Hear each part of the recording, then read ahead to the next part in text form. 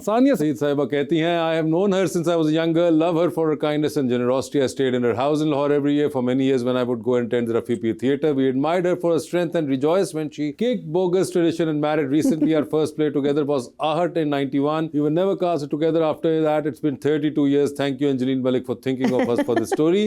समीना अहमद साहिबा के साथ आपकी एक बड़ी ज़बरदस्त तस्वीर। हाँ। और आपने जैसा कि बताया कि बड़ा एक ज़बरदस्त ताल्लुक आपका आहट से शुरू हुआ हुआ जो हाँ, उससे भी पहले से थिएटर की वजह से, क्योंकि डायरेक्टर थी आर्ट काउंसिल लाहौर की। बिल्कुल। तो उस वक्त रफ़ी पीर थिएटर फेस्टिवल यहाँ लाहौर में होता था, बहुत बड़ा फेस्टिवल था, अमेजिंग वर्क, पूरी दुनिया से लोग थिएटर परफॉर्मेंसेस लेकर आते थे, डांस परफॉर्मेंसेस लेकर आते थे। जो मैंने यहाँ थिएटर देखा है, कुछ कहते हैं लोग कि आपने कहाँ से सीखा, कहाँ से, ये हमारी दरसगाहें थी, ये सब होता था पाकिस्तान में दिखाया। जो आप एक्टर होने का पूछें, एक्टर आप अच्छे बुरे जैसे भी, लेकिन आपको दिलचस्पी उस वक्त होगी, आपकी डायरेक्शन दुरुस्त उस वक्त होगी जब आप देख सकेंगे कि दुनिया में लोग किस किस तरह सोचते हैं। तो ईरान से कुछ थिएटर्स आते थे, वहाँ से मैं आपको क्या बताऊँ वो क्या काम होता था। डांस परफॉर्मेंसेस आती थी, पपेट परफॉर्मेंसेस आती थी, अमेजिंग अमेजिंग वर्क। और ज़ाहिर है जब दहशतगर्दी बड़ी मुल्क में, तो उसका टारगेट सबसे पहले परफॉर्मिंग आर्ट्स बनी, और उनमें रफ़ी पीर थिएटर फेस्टिवल एक टारगेट था। तो मैं उस वक्त ट्रेन में बैठ के आती थी लाहौर, और रहने की जगह नहीं थी मेरे पास, ऑब्वियसली पैसे भी नहीं थे। तो अब्बू ने मुझे कहा कोई मसला ही नहीं है, वहाँ समीना है। मैंने कहा अब्बू आप ऐसे कहना, समीना है, पूछे तो सही उनसे कि मैं, तो उन्होंने कहा कि नहीं नहीं बस मैं कह दूंगा। तो कोई भी नहीं रहता था समीना आंटी के घर में, मैं वहाँ रहती थी वारिस रोड पे, और पूरा फेस्टिवल मैं इनके घर पे रह के देखती थी। एंड मुझे इतनी काइंडनेस, इतना प्यार, इतनी प्रोटेक्शन अपने बड़ों से मिली है। मेरी ख्वाहिश होती है कि मैं वही प्यार और दुलार अपने छोटों को दे सकूं, अपने बाद आने वालों को दे सकूं। तो ये हैं वो सब लोग, ये मेरे असातिज़ा हैं, यही मेरी दरसगाहें हैं, और इनसे बेपनाह प्यार है मुझे। और क्या ये बहादुर खातून है, अकेले पहले इन्होंने अपने बच्चों को पाला, उसके बाद उन्होंने कहा ऐसी की तैसी आप सबकी, मुझे ये बड़ा अच्छा आदमी मिल गया है, मैं तो शादी करके मैं अपनी ज़िंदगी गुजारूंगी भाई। एंड कमाल है, I mean really. Samina aunty का कमाल ये है कि सिर्फ लर्निंग ऑन जॉब वाली नहीं कि चलो आपको एक्टिंग साइड से जो हेल्प हो, वो जो अदरवाइज जो आपको एक जिस किस्म की आप गुफ्तगू उनसे कर सकते हैं, क्योंकि हमें, और जिस तरह का वो आपको प्रमोट करती हैं और आपको जिस तरह वो सपोर्ट कर रही होती है, वो कमाल है। जेन्युइन होता है वो, बिल्कुल जेन्युइन, में से उनको कुछ नहीं मिल रहा होता, बिल्कुल, बट शी अमेजिंग पीपल। बिल्कुल, I love her very much. Same here. जी।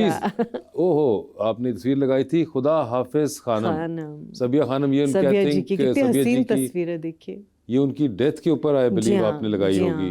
बिल्कुल 2020 के अंदर जब हुई तस्वीर है जी। और ये उनकी बहुत जवानी 50s की ये तस्वीर है गालिबन। कितनी हसीन तस्वीर, बिल्कुल कितनी खूबसूरत हमारी ख्वातीन थी, क्या ग्रेस था उनके अंदर। उस पे मैंने कहा बहुत सी आजकल की ख्वातीन ने कहना है कि ये क्या आपने, नहीं ये मैं इनकी पुरानी वाली ख्वातीन से कही थी कि ब्लैक एंड व्हाइट था, मेकअप नहीं था, and you know but how what grace, filter भी नहीं था, फिल्टर भी नहीं था, नथिंग, आई मीन, और बहुत मुश्किल हालात में काम करती थी। वैसे आपने कभी वो फिल्टर वाली तस्वीरें ट्राई की हैं, वो जो लाल फिल्टर वाली होती है? मुझे करनी ही नहीं आती वो, उसका कुछ ऐप डिफरेंट है, वो मेरे पास नहीं है। शुक्र है कि नहीं है आपके पास, आपने करना भी नहीं। अजीब आदमी बबून लगता है, इतने लाल लाल गाल, और अजीब नहीं लगता।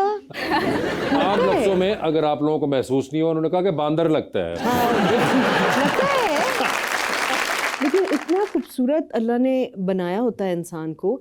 ये लकीरें, ये खड्डे, ये धब्बे, ये सब शख्सियत का, वक्त का, जो जिंदगी हमने गुजारी है, उनकी शहादतें हैं। ये सब यही तो नहीं दिखानी है, नहीं बताना हमने। अभी अभी फ्रेश पीस आया है, बिल्कुल ये लगना चाहिए। कैसे डबल रोटी अभी अवन से अभी निकली है, ये बिल्कुल लाल वाले फिल्टर के साथ बेहतरीन। और फिर लगानी है और उसके नीचे लिखना है might delete later. Feeling cute. जी आगे दिखाइए सर। वाह क्या बात है। From Naqab Posh Hasina with enticing eyes to this, how female images are changing in Pakistan. हाँ, आपने ट्रक्स पे देखा होगा अक्सर हमेशा एक खातून बनाई जाती हैं जिनकी बड़ी सिडक्टिव आंखें बनाते हैं, हालांकि चेहरा उनका नकाब से छुपाया होता है, जो कि बिल्कुल अपोजिट आइडियाज़ हैं।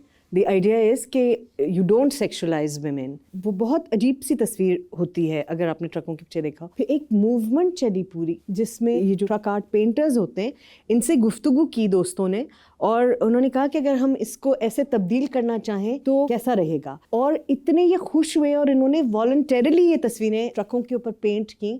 तो जब आपको पता है कि ये बिल्कुल पहाड़ों की चोटी से लेकर नीचे समंदर तक ट्रैवल करते हैं ये ट्रक्स, तो ये जहाँ जहाँ भी जाते हैं वो इमेज जो चेंज होता है कि एक खातून सिर्फ देखने की चीज़ नहीं, जिसकी ज़िंदगी की वैल्यू है, जिसके पढ़ने में एक वैल्यू है, तो वो पूरे पाकिस्तान में ये ट्रक्स नज़र आए। अब पुराना हो गया, ये भी 20 की है ये पोस्ट, लेकिन मेरा ख्याल है दोबारा रिवाइव करना चाहिए और ट्रक आर्ट में इन इमेजेस को और इन स्लोगन्स को दोबारा वापस लेकर आना। मैं तुम्हारी रोशनी बनूंगी, मैं तुम्हारी रोशनी बनूंगी, बहुत अच्छा पैगाम था। और ये आपकी एक और तस्वीर, ग्रेट इस्माइल तारा साहब की आपने तस्वीर लगाई। आई थिंक ये जब उनकी डेथ हुई थी, तारा साहब one of the most interesting and talented comedic geniuses that we have had. Genius. बिल्कुल जीनियस। और मैंने इतना पोकर फेस कॉमेडी करते हुए, ये हम लोग रियलाइज नहीं करते उस वक्त, मगर ये जो इस तरह के लोग जो कैरेक्टर्स करते आ रहे हैं टिल द लास्ट स्टेज अपनी वो करते गए हो, ये जब चले जाते हैं फिर आपको पता चलता है कि अब आप हम कभी कोई है करने नहीं लगे ना पीछे। तो आपको नजर आता है कि ओहो ये तो हमारे पास बंदा ही कोई नहीं है, मैं क्या लिखूं जो कोई करने वाला भी मुझे जो मिले, करने वाला भी हो। बिल्कुल जैसे मोइन साहब के बाद मोइन अब साहब तो बहुत खैर सारी एक चीजें और ही हो ही नहीं हाँ, सकती हो ही क्योंकि नहीं वो सकती, करने वो वाला नहीं है। बिल्कुल। And it's not just your ability to be comic, it is the intelligence, your observation, your political correctness, your you know a lot so of many things. things। तो ये बिल्कुल तारा साहब जबान आना, आपको अपने environment का पता होना, कल्चरल उसके साथ आप जो ग्रोथ करके वो एक्टर बना होता है और जो परफॉर्मर होता है वो एक बिल्कुल और मिक्स होता है जी। ओहो so celebrated my 51st last week, ecstatic to be still be here, healthy and happy, surrounded by family and friends, working and playing to my heart's content. I will be posting some of the things I did for my birthday. First of them is this photo shoot, reinventing my look and loving it. ये आपने अपनी 51st birthday पे shoot करवाया? हाँ, क्योंकि मेरा कोई photo shoots नहीं है। अगर आप वैसे देखें तो आपको मेरे सिर्फ कैरेक्टर की तस्वीरें मिलेंगी, मेरी अपनी तस्वीरें नहीं मिलेंगी। और ये भी अगर मैंने फोटो शूट किया है तो इसमें मेरी लुक बिल्कुल डिफरेंट है। तो अगर मैं अपने बाल सीधे कर दूं, आधे तो लोग मुझे पहचानते ही नहीं। सड़क पे भी जा रही हूँ बाल सीधे हों तो नहीं पहचानता कोई, जब तक बोलती नहीं, आवाज़ से पहचान लेते हैं, लेकिन वो नहीं पहचानते। तो ये मेरे दोस्त हैं हुसैन, कमाल के फोटोग्राफर हैं, उन्होंने मुझे सजेस्ट किया। मैंने कहा हाँ, मैं 50s के बाद अपने आप को, अपनी जो मेरे जो भी इनहिबिशंस थे, और तस्वीर खिंचाने में मेरा बड़ा इनहिबिशन था क्योंकि मुझे लगता है कि मैं कैमरे पे अच्छी नहीं आती, मैं ऐसे कैमरे के उस तरफ ज़्यादा अच्छी लगती हूँ, ऐसा मेरा अपना ख्याल है। तो मैंने कहा कि नहीं, मैं अपने ये जितने भी मेरे फियर्स हैं या जो मेरी अपनी शॉर्ट कमिंग्स हैं, मैं इनको ओवरकम करने की कोशिश करूंगी। उनमें से एक था ये फोटो शूट करवाया आपने, ठीक है। ओहो when you surrender your hair to the magician called Tariq Amin, no one does it better, dearest, love you, thank you so much। Tariq अमीन साहब के साथ एक तस्वीर, और ये उन्होंने आपके बालों को बाकायदा सीधा कर दिया है, काट के सीधा कर दिया था। पहले मुझे पता नहीं था कि कर्ली बालों को कैसे हैंडल करना है। तो सब माएँ जैसे करती हैं, कर्ली बाल वाले बच्चों के ब्रश घिस घिस के और बस पोनी टेल बांध देती थी।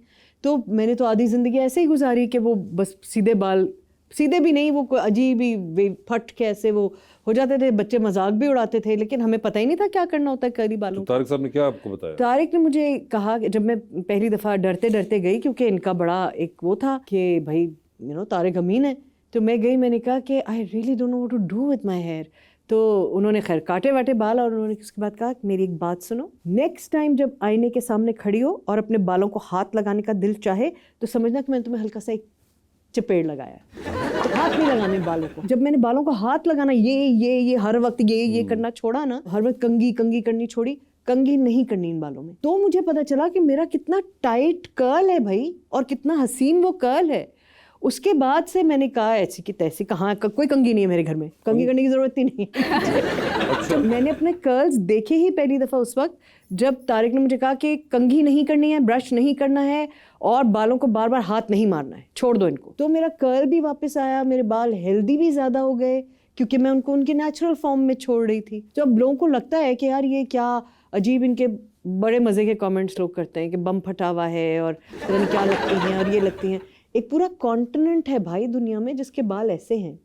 अगर आपने नहीं देखे और आपको नहीं पता तो ये मेरा कसूर तो नहीं है। तो I really like my hair. I am very grateful to Tariq कि उन्होंने मुझे अपने ओरिजिनल बालों को अप्रिशिएट करना सिखाया है। नहीं बिल्कुल। वेरी और grateful and is a great friend also. ये बहुत ही बिल्कुल बहुत ही और सबसे मजेदार कमाल बात आदमी मुझे है। लगती है कि तारिक साहब जितना जबरदस्त बालों को जानते हैं हाँ। और जितने राज उनके पास हैं, ओ हो और फिर जब मैं तारिक भाई को खुद देखता हूँ मैं कहता हूँ तारिक भाई है ना। जो चीज हाथ से निकल गई उसके बारे में आपने कितनी इन्फॉर्मेशन